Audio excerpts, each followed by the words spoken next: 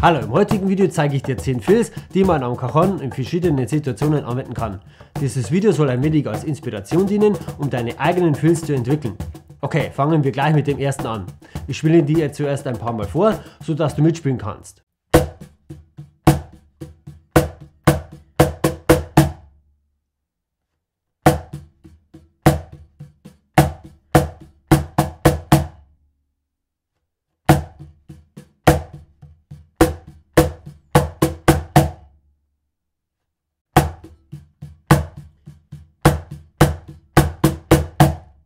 Jetzt spielst du immer dreimal einen Groove nach deiner Wahl und dann beim vierten Takt spielst du dieses Fill.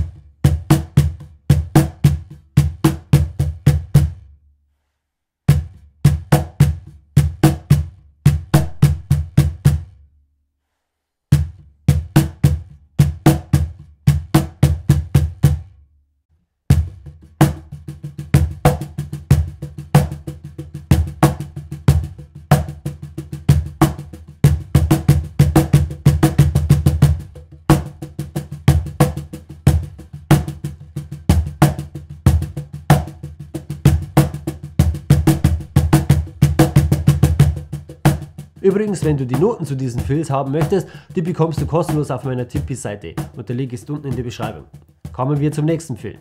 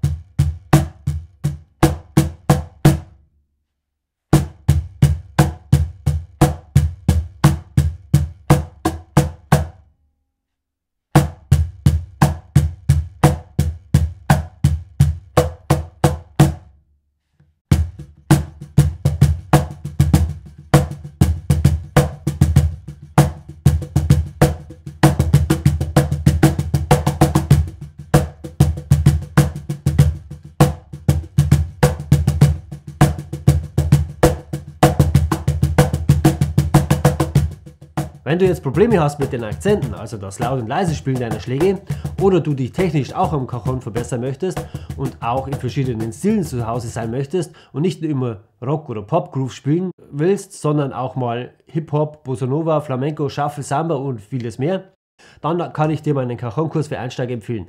Denn da spreche ich über die einzelnen Schläge, die du dazu benötigst, um ein sauberes Two-Level-System hinzubekommen, und ich zeige dir sämtliche Stile und ihre Besonderheiten.